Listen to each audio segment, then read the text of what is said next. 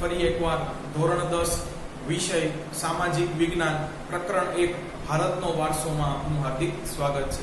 વિદ્યાર્થી મિત્રો, ગત વિડિયો લેક્ચરની અંદર ભારતનો વારસો જોઈ ગયા બાદ તેમાં આપણે જોયું હતું છેલ્લે કે તેના બે પ્રકાર પડે છે, પ્રાકૃતિક વારસો અને સાંસ્કૃતિક વારસો. આનો તફાવત છે એની પણ આપણે ચર્ચા કરી ગયા. આજે વિદ્યાર્થી મિત્રો, આ બે વારસામાંનો એક આપણે પ્રાકૃતિક વારસાનો અભ્યાસ શરૂ કરવાનો છે. આવો જોઈએ પ્રાકૃતિક વારસો એટલે શું. તો સૌપ્રથમ વિદ્યાર્થી મિત્રો છે આપણે વ્યાખ્યા લખીશું પ્રાકૃતિક વારસાની. કે છે પ્રકૃતિ, પર્યાવરણ અને માનવી વચ્ચેના નિકટતમ સંબંધોનું પરિણામ એટલે પ્રાકૃતિક વારસો. આવો વિદ્યાર્થી મિત્રો આને સમજવાનો પ્રયત્ન કરીએ. પ્રકૃતિ યાને કે કુદરત, જે કાંઈ બી પૃથ્વી ઉપર છે એ સર્જન થયું છે તેમાં મોટે ભાગે છે એ કુદરતનો કે કુદરતી તત્વોનો હાથ છે.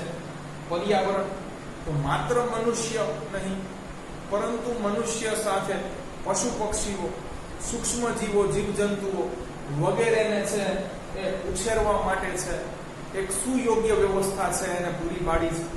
અને માનવી તો વિદ્યાર્થી મિત્રો અહીંયા તમને છે પ્રશ્ન થવો જોઈએ કે શા માટે માનવી, પશુ પક્ષી ન લખ્યું? કારણ કે વાત વારસાની છે, તેઓને ખાસ કંઈ પૂર્વગામી પેઢી તરફથી છે એ વારસામાં મળતું હોતું નથી.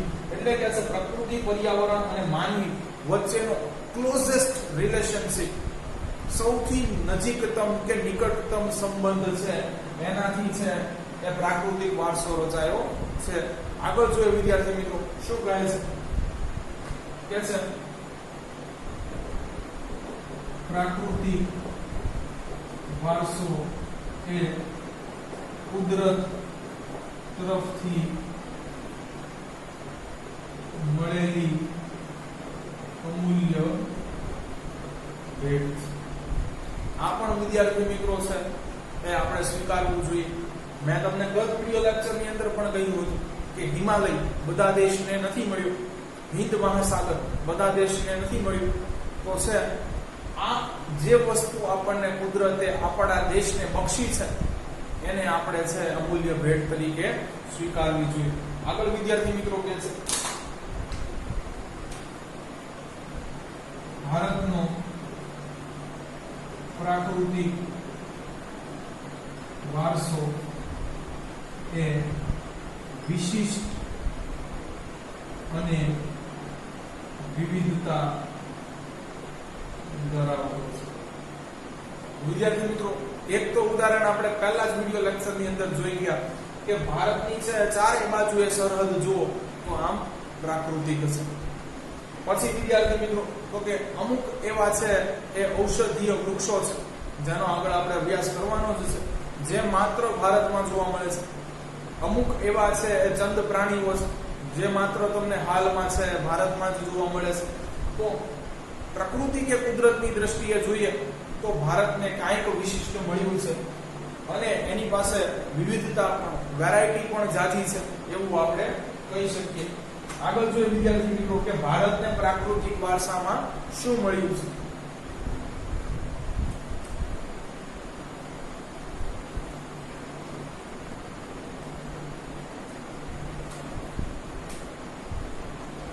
ભારતને પ્રાકૃતિક વારસામાં ઊંચા પર્વતો. વિદ્યાર્થી મિત્રો, વિશ્વનો બીજા નંબરનો સૌથી ઊંચો પર્વત છે એ માઉન્ટ ગોડવિન ઓસ્ટિન કે જેને આપણે કેટુ કહીએ છીએ એ આપણા દેશ પાસે છે એટલે કહી શકીએ. આગળ શું કહે છે જોઈએ. ખીણ પ્રદેશો, નદીઓ, ઝરણાઓ, રણ પ્રદેશો, સમુદ્રો. વિદ્યાર્થી મિત્રો, ભારતની લગભગ છે ત્રણેય બાજુએ છે એ વિશાળ સમુદ્ર છે, વિશાળ જળ રાશિ છે જે આપણી માટે અતિ ફાયદાકારક છે. આગળ જોઈએ વિદ્યાર્થી મિત્રો, કે છે લાંબા દરિયા કિનારાઓ. ફરીથી એકવાર વિદ્યાર્થી મિત્રો રિવિઝન કરી જાય કે ભારતનો દરિયા કિનારો કેટલો લાંબો છે. આવું કંઈક લોજિક હતું. 7, 7 અને 51 નો ચાંદલો.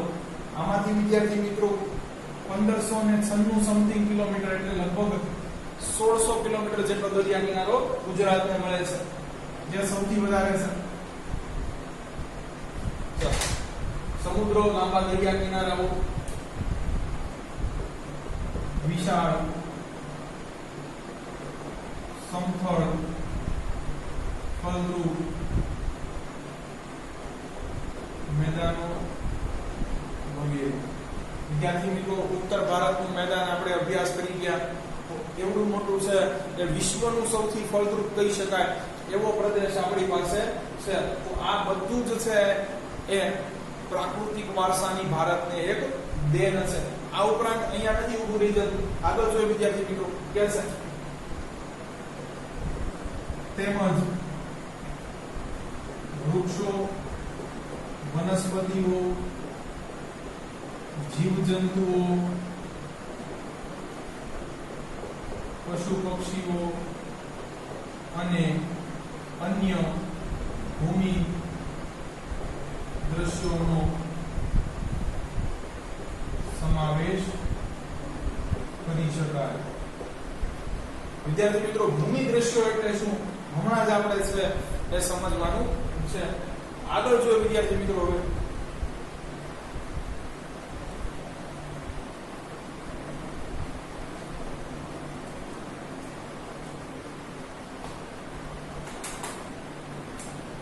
કે છે આપણે સૌ પ્રકૃતિની સંતાન છીએ. વિદ્યાર્થી મિત્રો ભારતીય સંસ્કૃતિ છે એ પ્રકૃતિની ખૂબ નજીક કે સન્નિકટ માનવામાં આવે છે. એટલે આને છે એ અરણ્ય સંસ્કૃતિ પણ કહેવાય છે. અરણ્ય એટલે રણ ન હોય તેવી. એટલે વિદ્યાર્થી મિત્રો જ્યાં જંગલોનું પ્રમાણ ખાસું એવું હોય એવી સંસ્કૃતિ છે એ ભારતને ગણવામાં કે સ્વીકારવામાં આવી છે. એટલે કે છે આપણે સૌ પ્રકૃતિના સંતાન છીએ. હવે પ્રકૃતિએ આપણને છે એ શું ગિફ્ટમાં આપ્યું છે, શું દેન આપી છે એ જોઈએ વિદ્યાર્થી મિત્રો. કે છે પ્રકૃતિએ આપણને આહાર, પાણી, શુદ્ધ હવા, રહેઠાણ તેમજ જીવન માટે જરૂરી વસ્તુઓ આપી એ બધી જ તમામ વસ્તુઓ આપી છે કે જેનાથી આપણે સુખ શાંતિઓ ભોગવી શકીએ, આરામથી છે જીવન વ્યતીત કરી શકીએ. આ બધી જ વસ્તુ છે એ પ્રકૃતિની દેન છે. આગળ જોઈએ વિદ્યાર્થી મિત્રો તો અહીંયા તમારો પ્રાકૃતિક વારસામાં છે તે પહેલો પેરેગ્રાફ પૂરો થાય છે. બીજો પેરેગ્રાફ જોઈએ આની પ્રસ્તાવનાનો તો કે છે ભારતીય લોકોનો સદીઓથી પ્રકૃતિ સાથેનો વ્યવહાર એ શ્રદ્ધાપૂર્વકનો રહ્યો છે. વિદ્યાર્થી મિત્રો આપણે જેટલી ભગવાનને છે એ રિસ્પેક્ટ પે કરીએ છીએ એટલી જ રિસ્પેક્ટ છે આપણે નેચરને પણ આપીએ છીએ. આનું વિદ્યાર્થી મિત્રો તાજું એક ઉદાહરણ છે એ તમને વેદો દઈ શકું કે જે આપણે લાસ્ટ છે ચેપ્ટર નંબર 4 ની અંદર જોઈ ગયા કે સૌથી પહેલો જ ઋગ્વેદ છે એમાં કેટલી ઋચાઓ છે કે પ્રકૃતિને લગતી છે. ઉષા અને સંધ્યાના ભારોભાર છે વખાણ કરતી છે. તો એટલે આપણે કહી શકીએ કે ભારતીય લોકોનો છે સદીઓથી પ્રકૃતિ સાથેનો વ્યવહાર એ શ્રદ્ધાપૂર્વકનો રહ્યો છે. કે જેટલી આપણે છે એ દેવી દેવતાઓને રિસ્પેક્ટ આપીએ છીએ એટલી જ નેચરને આપીએ છીએ. અહીંયા પણ બીજા ઉદાહરણ આપ્યા છે જોઈએ કે જેનું ઉદાહરણ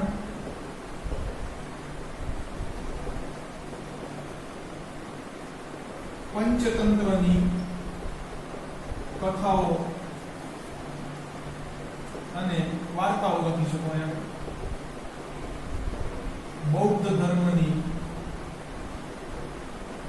જાતક કથાઓ. ચાલો વિદ્યાર્થી મિત્રો, આ પંચતંત્રની વાર્તાઓ અને બૌદ્ધ ધર્મની જાતક કથાઓ વિશે થોડો અભ્યાસ કરીએ. તો પંચતંત્રની વાર્તાઓ છે એ ગુપ્ત યુગમાં લખાવવામાં આવી હતી.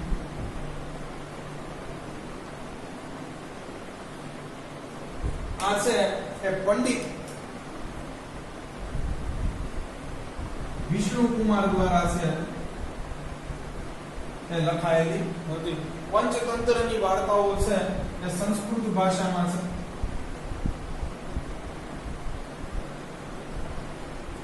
ચોર્યાસી છે એ કુલ વાર્તાઓ હતી એમાં. અને વિદ્યાર્થી મિત્રો છે એ આને જૂનામાં જૂના સાહિત્ય તરીકે પણ ગણવામાં આવે છે ગુપ્ત યુગના. અને મોર ધેન 50 લેંગ્વેજીસ, 50 કે તેથી વધુ ભાષાઓમાં તેનું ભાષાંતર થયું છે. આ એની છે એ મહત્તા કે મહત્વતા સ્વીકારે છે કે ટચુકડી વાર્તાઓ હોય પરંતુ એમાંથી છે જીવન કેવી રીતે જીવવું એનો છે આપણને બોજ કે રસપાન કરાવે છે. પંચતંત્રની વાર્તાઓ છે એનો ખરેખર છે એ તમે અર્થ કરવા જાઓ તો 5 પુસ્તકો કે ગ્રંથોનો સમૂહ થાય છે.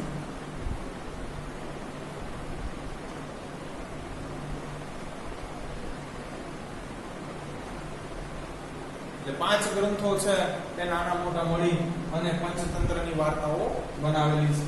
આગળ જો વિદ્યાર્થી મિત્રો બૌદ્ધ ધર્મની જાતક કથાઓ.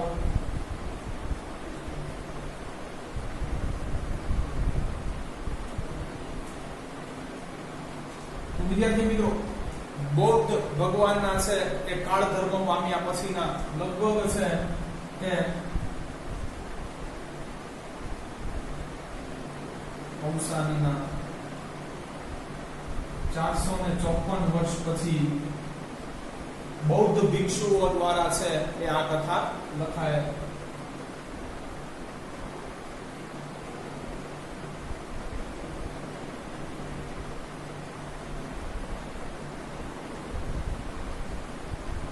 કેટલી કથાઓ છે તો 500 કથાઓ છે એનો આ સંગમ છે. વિદ્યાર્થી મિત્રો આમાંથી છે એ જીવન જીવવાના છે એ આદર્શો એની આપણને શીખ વાર્તા સ્વરૂપે મળે છે. જીવન જીવવાના આદર્શોની શીખ વાર્તા સ્વરૂપે. તો આ એની કઈ છે એડિશનલ ઇન્ફોર્મેશન હતી કે જે મેં તમને જણાવી દીધી. પણ અહીંયા આપણો છે હજી સવાલ ઉભો નથી લેતો. આગળ કહેશે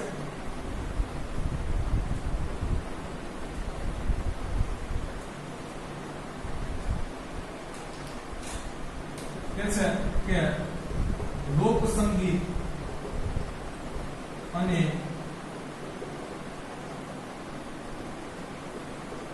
શાસ્ત્રીય સંગીત પણ આપણું એ કોને અનુલક્ષીને મોટે ભાગે રચાયું છે તો કે છે ઋતુઓ અને પ્રકૃતિ આધારિત રચાયું છે. આ વાત બી સાચી છે વિદ્યાર્થી મિત્રો કે સંગીત ઉપર પણ છે પ્રકૃતિનો એક ગાઢ પ્રભાવ છે એ પ્રાચીન સમયથી જ રહ્યો છે. પરંતુ અહીંયા નથી અટકતું કે છે આપણા તહેવારો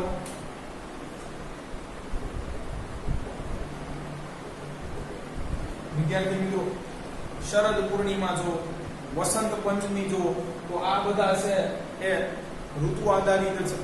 વળી પ્રકૃતિ આધારિત પણ બીજા અન્ય કેટલાય તહેવારો છે. જેમ કે વિદ્યાર્થી મિત્રો ભારતમાં તો છે કે ફસલની જ્યારે છે લણણી થાય છે એની માટેના પણ છે વિવિધ પ્રદેશોમાં વિવિધ તહેવાર છે. અસમમાં બિહુ છે, પછી તામિલનાડુમાં પોંગલ છે, પંજાબમાં લોહરી છે. તો વિદ્યાર્થી મિત્રો આપણા તહેવારો પણ છે પ્રકૃતિને આધારિત ઘણા બધા છે. આગળ જોઈએ વિદ્યાર્થી મિત્રો કે છે કવિતાઓ. પછી ગીતો,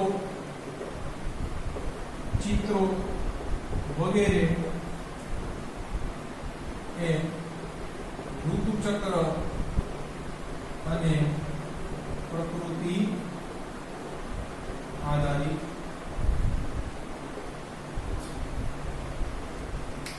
વિદ્યાર્થી મિત્રો, આગળ હવે છે એ આપણે મેઇન હવે પ્રાકૃતિક વારસો આખો તો નથી પૂછાયેલો અત્યાર સુધી બોર્ડની અંદર, પણ એના જે સબ ટોપિક્સ છે એ પૂછાય છે અવારનવાર. તો હવે આપણે એના સબ ટોપિક્સ કયા છે આટલું પ્રસ્તાવના જોઈ ગયા પછી એ જોવાનું છે, અને પછી વિદ્યાર્થી મિત્રો છે એ ક્રમશઃ એનો અભ્યાસ શરૂ કરી દઈએ. તો પ્રાકૃતિક વારસાના છે એ 4 પ્રકારમાં છે, 4 ભાગમાં આપણે 4 ડિવિઝનમાં ભણવાનો છે. જોઈએ આપણે કયા કયા છે.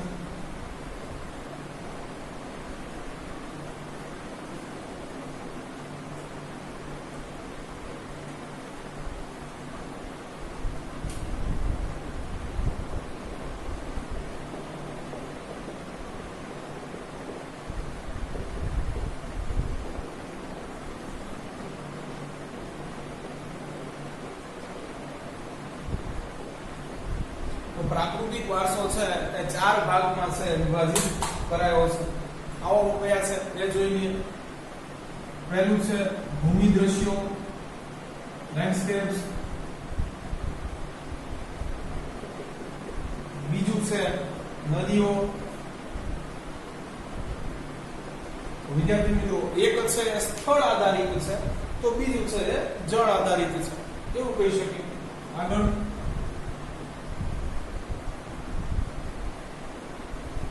વન્ય જીવન અને ચોથું છે વનસ્પતિ જીવન, વાઇલ્ડ લાઇફ એન્ડ વેજીટેશન.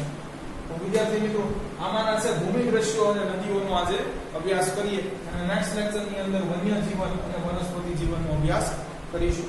તો આવો જોઈએ પહેલા ભૂમિ દ્રશ્યો એટલે શું.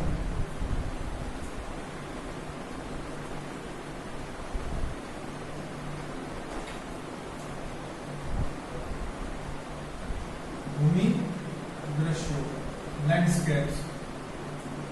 તો વિદ્યાર્થી મિત્રો, આનું ખાલી પહેલું જ સેન્ટેન્સ છે એ સમજવા જેવું છે, બાકી આપોઆપ છે એ ખૂબ સરળ છે. તો કે છે ભૂમિ આકારો એ ઘણા બધા વિવિધ ભૂમિ દ્રશ્યો સર્જે. વિદ્યાર્થી મિત્રો, પૃથ્વી ઉપર મૃદાવરણમાં છે એ જે કાંઈ બી કુદરતે નિર્માણ કર્યું છે, રચ્યું છે, એને કોઈ પર્ટિક્યુલર શેપ છે.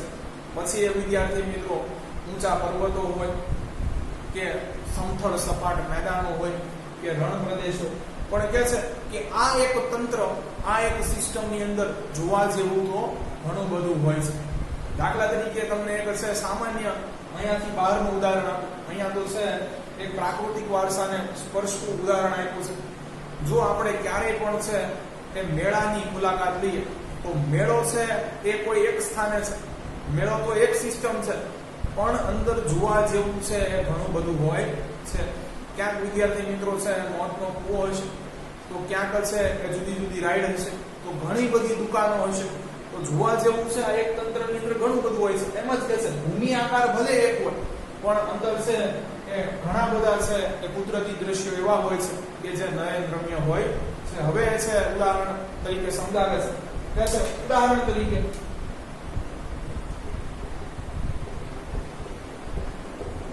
હિમાલય એ ભૂમિ આકાર છે.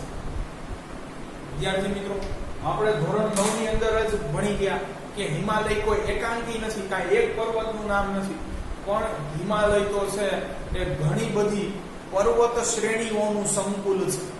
કે છે એક પર્વત શ્રેણી નથી, કાંઈ પર્વત શ્રેણી હોય ઘણી બધી છે, અને એનું આખો સમય હોય કે સંકુલ તમે છે એ હિમાલયને ગણી શકો. એમાંની 3 મોટી પર્વત શ્રેણીઓ તો માત્ર ભારતમાં છે. એનો બધાયનો તમે સમન્વય કરીને કાંઈક કેવું હોય તો એને હિમાલય કહી શકાય. હવે આમાં હિમાલયમાં આપણને કેટલા પ્રકારના છે કે કુદરતી દ્રશ્યો છે, નયનરમ્ય ભૂમિ દ્રશ્યો જોવા મળે છે એની વાત આપણે કરવાની છે.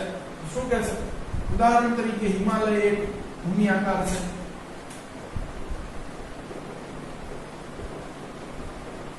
કે છે સદીઓથી હિમાલયે કરોડો ભારત વાસીઓ ઉપર પ્રગાઢ અસર ઉપજાવી છે. કેવી રીતે એ જોઈએ તો કે હિમાલયમાંથી આપણને શું શું મળે છે એની ચર્ચા કરીએ. હવે આપણે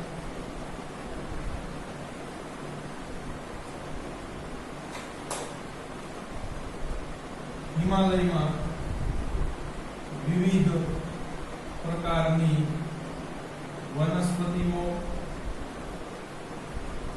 ખનિજો, પશુ પક્ષીઓ મળી આવે. વિદ્યાર્થી મિત્રો ઘણા બધા છે દ્રશ્યો આનાથી તમને તાદશ થાય છે, પણ અહીંયા નથી ઉભા રહેતા. કે છે આ ઉપરાંત 12 માસ જળથી ભરેલી નદીઓ પણ અહીંથી નીકળે.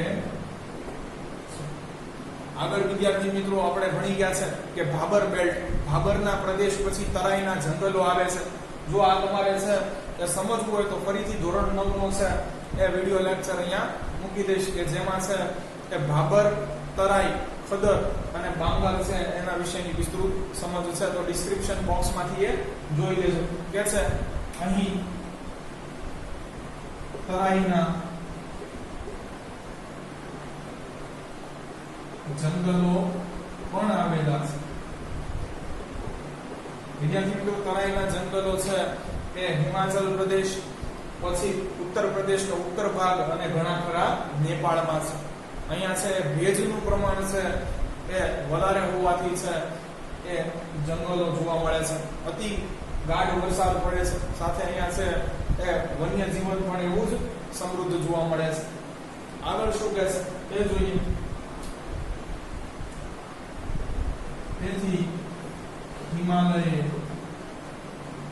ભારત વાસીઓ ઉપર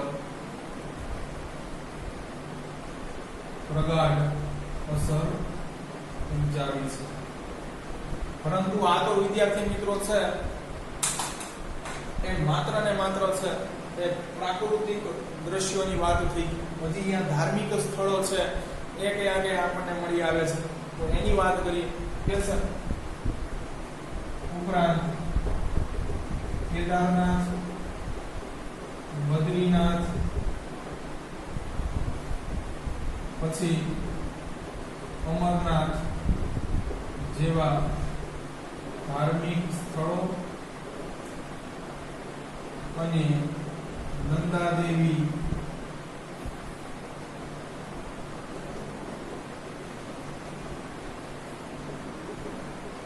શિખર પણ અહીં આવેલું છે. વિદ્યાર્થી મિત્રો આ જે આપણે ધોરણ 9 ની અંદર વેલી ઓફ ફ્લાવર્સ નો અભ્યાસ કરી ગયા એ જ નંદાદેવીની વાત કરે છે. તમે જાણો છો કે ત્યાં છે કે પક્ષીઓની, પશુઓની અને ફૂલોની છે એ કેટલી વિવિધ પ્રજાતિઓ છે એ મળી આવેલી છે હિમાલયની તળેટીમાં. જે આપણે ચમોલી ડિસ્ટ્રિક્ટની વાત કરી ગયા હતા એનો જ અહીંયા ઉલ્લેખ છે. તો વિદ્યાર્થી મિત્રો આમ હિમાલયનું મહત્વ છે આપણી માટે ધાર્મિક દ્રષ્ટિએ જો કે પ્રાકૃતિક દ્રષ્ટિએ જો તો એ અનેરું એમ કહી શકાય છે. તો અહીંયા આપણો છે ભૂમિ દ્રશ્યો પહેલો ટોપિક છે પૂરો થાય છે. હવે આપણે છે નદીઓ વિશેની વાત કરવાની છે.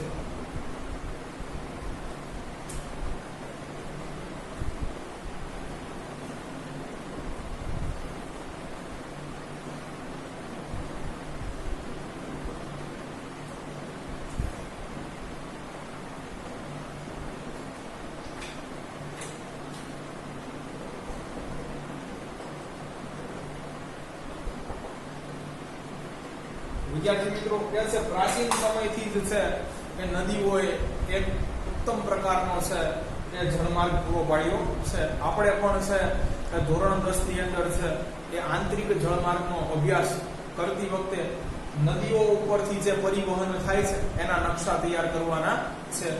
તો ત્યારે આપણે એની સમજ વિસ્તૃતમાં મેળવીશું. શું કહે છે? પ્રાચીન સમયથી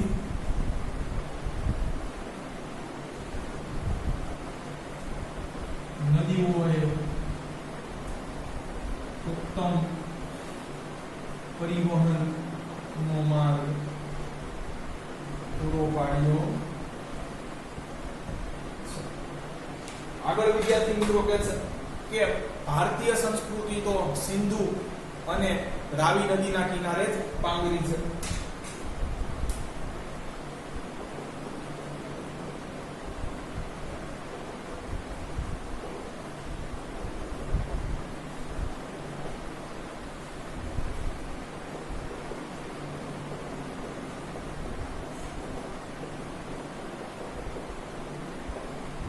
વિદ્યાર્થી મિત્રો જૂની ટેક્સ્ટબુક ની અંદર એવો ઉલ્લેખ હતો કે વિશ્વની પ્રાચીન તમામ સભ્યતાઓ છે એ નદી કિનારે જ પાંગરી છે. તો આવો જોઈ લઈએ. તમને માત્ર જાણકારી માટે જણાવી દઉં કે વિશ્વની જે પ્રાચીન એન્શિયન્ટ સિવિલાઇઝેશન્સ કહેવાય છે એ કઈ નદીઓના છે કિનારે પાંગરી છે. તો ખાસ છે વિદ્યાર્થી મિત્રો એ ઇજિપ્તની મિશ્ર સંસ્કૃતિ જે કહેવાય છે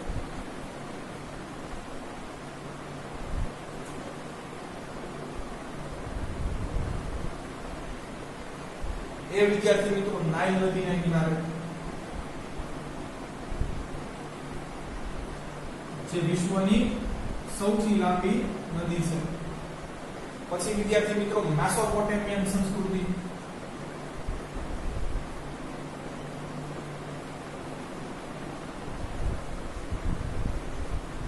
એ ટિગ્રીસ નદીને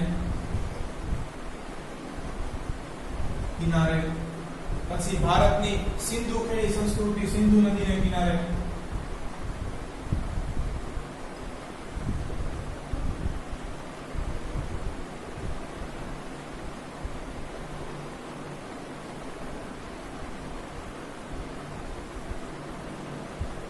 પછી વિદ્યાર્થી મિત્રો છે એ ચાઇનીઝ સંસ્કૃતિ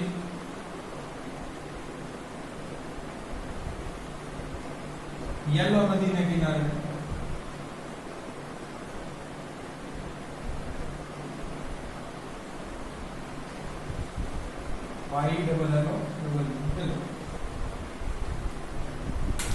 તો આ પણ ખાસ સમજવા જેવું કરું કે છે અહીંયા ભારતીય સંસ્કૃતિ તો સિંધુ અને રાવી નદીના કિનારે જ પાંગરી છે. વિદ્યાર્થી મિત્રો સિંધુ ને છે એ અંગ્રેજીમાં ઇન્ડસ કહેવાય છે અને ઇન્ડસ ઉપરથી જ આપણું નામ છે એ ઇન્ડિયન્સ પડ્યું છે. તો ખાસ સિંધુ ખીણી સંસ્કૃતિનો ઇતિહાસ તો આપણે છે એ ચેપ્ટર નંબર 2 અને 3 ની અંદર છે વિસ્તૃતપણે જોઈ ગયા છીએ.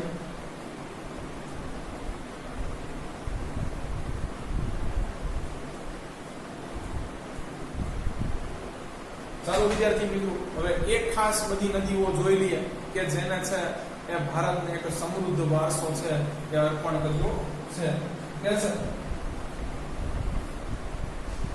ભારતની ગંગા, યમુના, ગોદાવરી, નર્મદા, સરસ્વતી, કૃષ્ણા, કાવેરી વગેરે નદીઓએ ભારતીય લોકજીવન ઉપર પ્રગાઢ અસર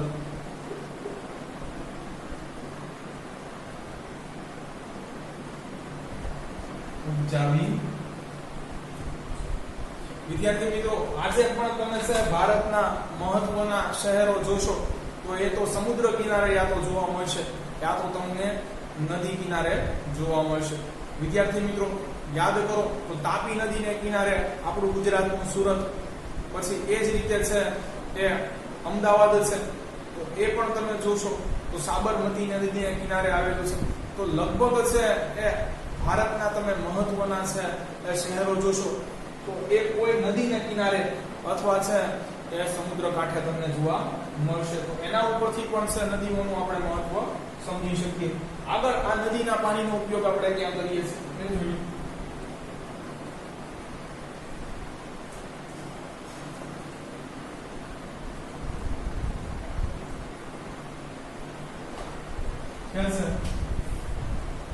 નદીના પાણીનો ઉપયોગ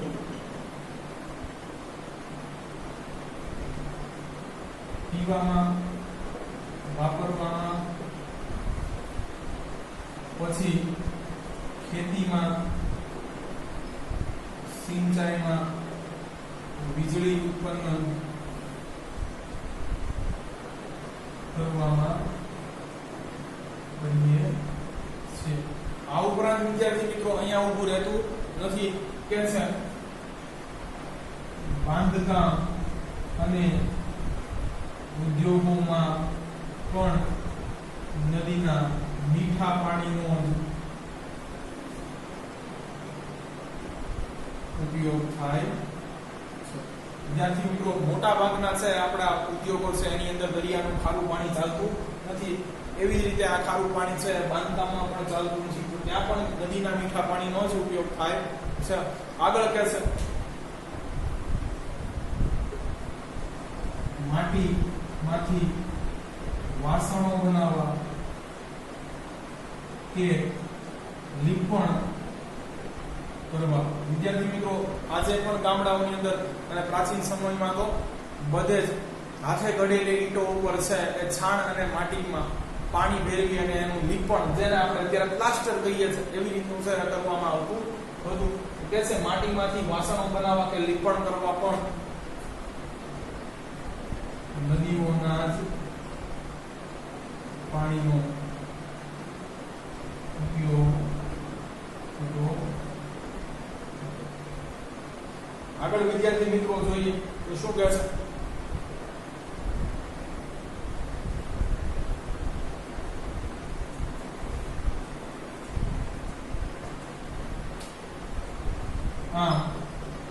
સદીઓથી ભારતના જનજીવનના વિકાસમાં નદીઓનો ફાળો અનન્ય છે. એટલે એનું સ્થાન તો છે એ કોઈ લડી શકશે નહીં. આગળ વિદ્યાર્થી મિત્રો છે અહીંયા કૌશલ્ય અને કલા સૂઝ છે નદીઓ કેવી રીતે કરાવે છે. તો જે આપણે ચિત્રકલાની અંદર વાત કરી હતી એ જ અહીંયા છે એ કરવાની છે. કે છે નદી કિનારે ઉષા અને સંધ્યાના નયન રમ્ય દ્રશ્યોથી ભારતીય લોકોમાં કૌશલ્ય અને કલાસૂઝ વિકસી છે. એટલા માટે જ વિદ્યાર્થી મિત્રો એ પ્રાચીન સમયમાં અને હાલમાં છે એ થોડા પ્રમાણમાં જે રાઇટર્સ છે એ કોઈ કુદરતી છે એ આવાસનો સહારો લેતા હતા સારું એવું છે લેખન કરવા માટે. વિદ્યાર્થી મિત્રો આપણી મૂવીઝ પણ છે એ તમે જોશો તો એમાં પણ મોટા ભાગે છે કે આ બધા છે એ દ્રશ્યોનો ઉપયોગ કરવામાં આવે છે. આ ઉપરાંત ચિત્રકલા વિદ્યાર્થી મિત્રો લગભગ ભારતીય ચિત્રકલા છે સંપૂર્ણપણે છે પ્રકૃતિને આધારિત છે. તો આવી બધી ઘણી બધી છે એ કલા સૂઝ અને કૌશલ્યમાં પણ છે એ નદી કિનારે ઉષા અને સંધ્યા સમયે જે નયનરમ્ય આંખને ગમી જાય એવું છે એ દ્રશ્ય ઊભું થાય છે. તેનાથી આપણને પ્રેરણા મળી છે. એટલે જ કહે છે તેથી ભારતીય સંસ્કૃતિમાં નદીઓને લોકમાતા તરીકેનો દરજ્જો મળ્યો છે. વિદ્યાર્થી મિત્રો અહીંયા આપણો છે એ નદીઓનો ટોપિક પણ પૂરો થાય છે. ભૂમિ દ્રશ્યો અને નદીઓ બે ઇન્ડિવિડ્યુઅલી છે એ બોર્ડમાં બે માર્ક્સની અંદર છે એ પૂછાઈ ગયા છે. તો ખાસ આને છે એ વ્યવસ્થિત રીતે તૈયાર કરી લેવા. રહી વાત વન્ય જીવનની અને વનસ્પતિ જીવનની, તો આમાંથી પણ વિદ્યાર્થી મિત્રો છે એ વનસ્પતિ જીવન બોર્ડ્સમાં 2 માર્કની અંદર પૂછાઈ ચૂક્યું છે, જેની ચર્ચા આપણે નેક્સ્ટ લેક્ચરની અંદર કરીશું. તો તમને અમારા વિડીયો લેક્ચર્સ જો પસંદ આવતા હોય તો આને લાઈક કરો, તમારા અન્ય વિદ્યાર્થી મિત્રો જોડે આને શેર કરો. Thanks for watching my video.